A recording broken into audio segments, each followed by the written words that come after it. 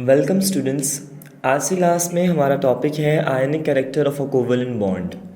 यानी covalent bond के अंदर हमारे पास आयनिक कैरेक्टर मौजूद होता है, उसको आज की क्लास में हम समझने की कोशिश करेंगे। बात सुनने में बड़ी इस तरह से है कि ये आयनिक कैरेक्टर कैसे होगा कोवेलेंट बॉन्ड के अंदर, तो इसके लिए पहले कुछ बैकग्राउंड हमें समझना पड़ेगा इस पर्टिकुलर चीज़ का। सबसे पहली बात, when two different atoms having different electronegativities unite through covalent bond, दो ऐसे एटम आपस में जुड़े, मिसाल के तौर पे एक एटम ए है, एक एटम हमारे पास बी है, दोनों की इलेक्ट्रोनेगेटिविटीज़ में अच्छा खासा फ़र्क है, लेकिन दोनों ने कोवेलेंट बॉन्ड आपस में बना लिया, इलेक्ट्रॉन शेयर कर लिया। अब होता क्या है इसकी वजह से, अ partially positive charge produced on the less electronegative element, जिसमें इन एटम्स के अंदर अगर हम देखें जिसकी इलेक्ट्रोनेगेटिविटी कम होगी, यानी जिसकी भी हमारे पास इलेक्ट्रोनेगेटिविटी कम होगी, उसके ऊपर कौन सा चार्ज आ जाएगा, पार्शियली पॉजिटिव आ जाएगा, जिस पे ज़्यादा होगी उस पर पार्शियली नेगेटिव चार्ज आ जाएगा।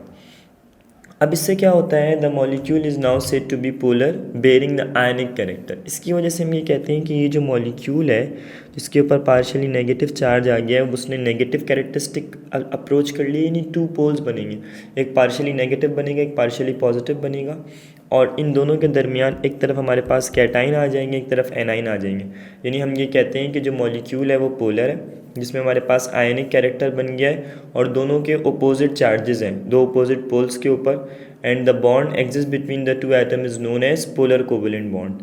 और जो ओवरऑल जो मॉलिक्यूल है उन्हें हम लोग जो बॉन्ड बना रहे हैं वो पोलर कोवेलेंट बॉन्ड बना रहे हैं। यानी पोलैरिटी क्रिएट हो गई है due to the electronegativity difference.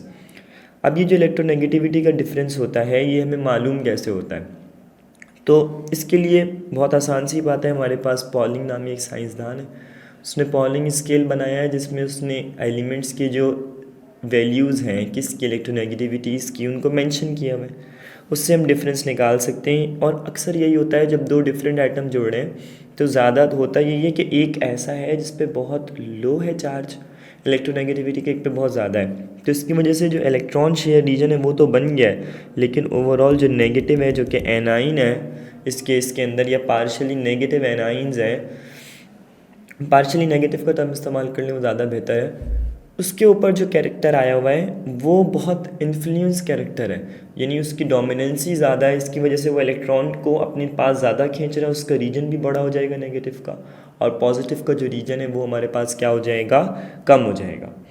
अब हम आगे बढ़ते हैं स्टूडेंट, हम ये कहते हैं late consider the example of hydrogen chloride. हमारे पास एक हाइड्रोजन क्लोराइड बोल दें, आप इसको HCl भी कह दें, इसमें हमारे पास कुछ इलेक्ट्रोनेगेटिविटी का डिफरेंस है।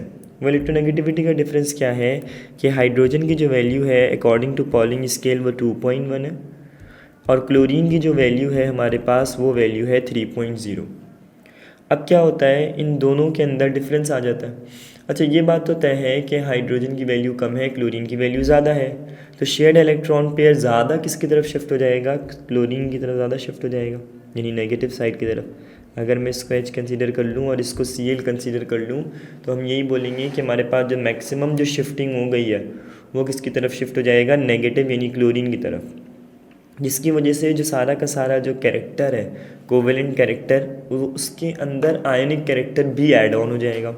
यानी हुआ क्या, अगर हम इसको इस तरह समझें कि वैलेंस इलेक्ट्रॉन जो क्लोरीन के हैं उनकी तादाद थी हमारे पास 7, और ये है हमारे पास हाइड्रोजन, इसमें है 1, तो अब क्या होगा, इसके अंदर हमारे पास इलेक्ट्रॉन पेयर शेयर हो जाएगा। जैसे ही इलेक्ट्रॉन पेयर शेयर होगा तो इसकी वजह से ये सिंगल कोवेलेंट बॉन्ड इसके दरमियान में क्रिएट हो जाएगी, जिसकी वजह से इस पर पार्शियली पॉजिटिव चार्ज आ जाएगा और पार्शियली नेगेटिव चार्ज आ जाएगा। अब जो पार्शियली पॉजिटिव चार्ज है वो एक तरफ आ जाएगा और जो पार्शियली नेगेटिव चार्ज है वो हमारे पास दूसरी तरफ आ जाएगा।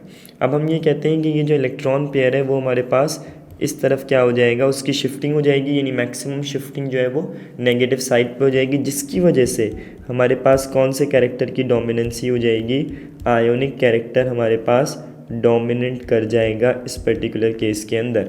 तो हमारे पास जो ओवरऑल आयोनिक कैरेक्टर है वो क्या हो जाएगा, बढ़ता चला जाएगा और एक साइड पे शिफ्ट हो जाएगा। तो प्योर कोवेलेंट बॉन्ड थी लेकिन उसमें आयनिक कैरेक्टर क्या हो गया, इन्फ्लुएंस हो गया। अच्छा, अब एक बात ज़रा समझने वाली है कि हमारे पास मुख्तलिफ़ एटम्स हैं और उनके दरमियान में कुछ ना कुछ आयनिक डिफरेंसेस हैं जिनको हमने अंडरस्टैंड करना है। अब हम ये कहते हैं कि जो आयनिक कैरेक्टर है कोवेलेंट बॉन्ड का, वो तो ज़्यादातर इलेक्ट्रोनेगेटिविटी डिफरेंसेस के ऊपर डिपेंडेंट है कि किसकी किसकी क्या वैल्यूज़ हैं, उसके हिसाब से हमें समझना पड़ेगा। एक और बात हम ये कहते हैं कि जो स्ट्रेंथ ऑफ पोलर बॉन्ड है उसके एट्रीब्यूट ये हैं कि आप इलेक्ट्रोनेगेटिविटी का डिफरेंस निकाल लें, लेकिन कहीं कहीं इलेक्ट्रोनेगेटिविटीज़ का डिफरेंस सेम आ जाता है, तो फिर वहाँ पे हम लोग साइज़ के एतबार से जो है वो एडजस्टमेंट कर रहे होते हैं। यानी साइज़ भी एक बड़ी इंपॉर्टेंट चीज़ है, क्योंकि बॉन्ड लेंथ जो है उसका भी एक इन्फ्लुएंस आ जाता है, वो भी एक बड़ा इंपॉर्टेंट फैक्टर होता है हमारे पास जब हम कोवेलेंट कैरेक्टर को देखते हैं, क्योंकि बॉन्ड लेंथ है, साइज़ ऑफ एटम्स हैं, ये सब चीज़ें भी साथ साथ आयनिक कैरेक्टर के अंदर मौजूद होती हैं। अब इलेक्ट्रोनेगेटिविटीज़ हमारे पास कुछ कॉमन एलिमेंट्स की दी हुई हैं, उनके कुछ ऑर्डर्स हैं।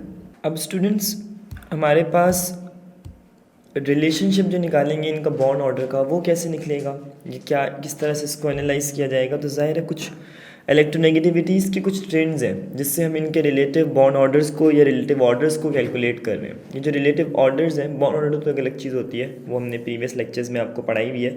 ये रिलेटिव ऑर्डर्स हैं इलेक्ट्रोनेगेटिविटीज़ के। ये कैसे एक्सप्लेन होते हैं, जैसे हाइड्रोजन है इसकी वैल्यू 2.1 है, फिर आयोडीन है इसकी वैल्यू 2.4 है। ये साइजेस और इलेक्ट्रोनेगेटिविटी दोनों को कंबाइन करके एक तरीक़ेकार बनाया है, यानी उसको लिखा है हमारी किताब वाले ने। अब जैसे ये है कार्बन और सल्फ़र, तो इसमें कार्बन का साइज़ क्या है, बड़ा है, सल्फ़र का साइज़ छोटा है, लेकिन इलेक्ट्रोनेगेटिविटीज़ दोनों की क्या है, सेम है। सिमिलरली ब्रोमीन की बात करेंगे तो इस पर जो इसका जो चार्ज है या इलेक्ट्रोनेगेटिविटी का चार्ज वो 2.8 है इलेक्ट्रोनेगेटिविटी। फिर नाइट्रोजन और क्लोरीन में जो डिफरेंस है वो डिफरेंस साइज़ का है, नाइट्रोजन का साइज़ बड़ा, क्लोरीन का साइज़ छोटा, इलेक्ट्रोनेगेटिविटी की वैल्यू 3.0। सिमिलरली जब हम ऑक्सीजन की बात करेंगे तो ऑक्सीजन की वैल्यू 3.5 और फ्लोरीन की वैल्यू 4.0। यानी ये तमाम वो वैल्यूज़ हैं जिनकी मदद से हम लोग इनके डिफरेंसेस को कैलकुलेट करते हैं। जैसे जैसे ये डिफरेंस आता जाता है वैसे वैसे हमारे पास वैल्यूज़ में फ़र्क आता है। कभी कभार होता है जब इलेक्ट्रोनेगेटिविटी का डिफरेंस ऑलमोस्ट सेम होता है तो relative size of atom decide करता है स्ट्रेंथ ऑफ आयनिक कैरेक्टर। यानी साइज़ में फिर बहुत इंपॉर्टेंट कैरेक्टर, यानी साइज़ एक इंपॉर्टेंट चीज़ हो जाती है उस वक्त जब डिफरेंस तकरीबन सेम होता है।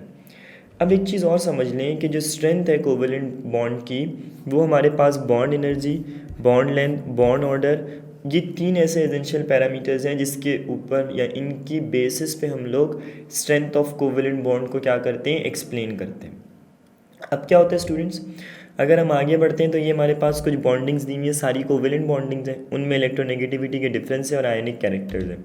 देखिए सबसे पहले अगर हम बात करते हैं बॉन्ड की, जैसे Cl है तो दोनों का डिफरेंस जो है वो क्लोरीन की जो वैल्यूज़ है वो हमारे पास क्या रहेंगी, सेम रहेंगी 3.0। तो 3.0 से माइनस हो जाएगा तो जो फाइनल आंसर आएगा वो खुद ब खुद ज़ीरो हो जाएगा, तो आयनिक कैरेक्टर ज़ीरो हो जाएगा। तो इसका मतलब है पहले कॉलम में सारी बॉन्ड्स हैं, दूसरे में सबके डिफरेंसेस हैं, जिसके जैसे जैसे डिफरेंसेस आते गए, जैसे हाइड्रोजन की वैल्यू 2.1, फ्लोरीन की वैल्यू 4.0, जब सॉल्व करेंगे तो 1.9 का डिफरेंस आ जाएगा, तो उससे उसकी आयनिक कैरेक्टर्स को कैलकुलेट कर लिया गया। यानी ये 3 कॉलम्स क्या बता रहे हैं, बॉन्ड्स बता रहे हैं, इलेक्ट्रोनेगेटिविटी के डिफरेंस बता रहे हैं, आयनिक कैरेक्टर्स बता रहे हैं। तो ये 3 चीज़ों की मदद से हम बता सकते हैं कौन सी जो कोवेलेंट बॉन्ड है उसमें कितना आयनिक कैरेक्टर मौजूद है। अब अगर आप यहाँ गौर से देखें तो क्लोरीन तो नॉन पोलर बॉन्ड हो गई, साबित हो गया, आयनिक कैरेक्टर है ही नहीं। फिर इसके बाद कार्बन हाइड्रोजन के अंदर बहुत लेस आयनिक कैरेक्टर है, 4% है, इसमें हाइड्रोजन और आयोडीन में भी बहुत कम है। कार्बन क्लोरीन में 10% का है, इसमें 12% है हाइड्रोजन और ब्रोमाइड में। फिर आगे बढ़ रहे हैं तो हाइड्रोजन और HCl में 17 है। फिर हमारे पास ये हाइड्रोजन और ऑक्सीजन के अंदर काफ़ी आयनिक कैरेक्टर है, 39% है। मगर इस पूरी लिस्ट में सबसे जो आयनिक कैरेक्टर वाला कंपाउंड है वो HF है, हाइड्रोजन फ्लोराइड है। तो इसका मतलब जब भी हमारे पास पेपर में इस तरह का कोई MCQs आएगा वो पूछ सकता है कि भाई सबसे ज़्यादा जो आयनिक कैरेक्टर है वो इन सब में हमारे पास किसके पास है, तो इसका जवाब ये है कि सबसे जो आयनिक कैरेक्टर है वो हमारे पास इन सब में HF के दरमियान में। तो HF के दरमियान जो आयनिक कैरेक्टर है वो हमारे पास कितना है, 43% है। ये सबसे ज़्यादा आयनिक कैरेक्टर है जो इसके अंदर हमारे पास क्रिएट हुआ है। तो इसका मतलब आसान अल्फाज में अगर हम कह दें तो कोवेलेंट बॉन्ड के अंदर भी आयनिक कैरेक्टर होता है, depend upon the polarity percentage, ये हमारे पास कैलकुलेट हो जाता है। तो इस तरह से ये आयनिक कैरेक्टर ऑफ कोवेलेंट कंपाउंड हमारे पास डिफाइंड होते हैं। अच्छा सर, एक बात बता दें आखिरी कि HCl में कोई आयनिक कैरेक्टर नहीं है। नो, इसमें कोई आयनिक कैरेक्टर नहीं है, 0% है। लेकिन बाकियों का हमें क्या करना पड़ता है, फाइंड आउट करना पड़ता है। मुझे उम्मीद है आपको यहाँ तक का लेक्चर अच्छा लगा होगा और आपको ये टॉपिक अच्छे से क्लियर हो गया होगा। Thank you. हाँ भाई, वीडियो देख ली, नोट्स बना लिए। अब इस टॉपिक और बाकी टॉपिक्स, पास पेपर्स, इन सब चीजों के MCQs के लिए फौरन छा जाओ ऐप डाउनलोड करो। जल्दी करो और छा जाओ।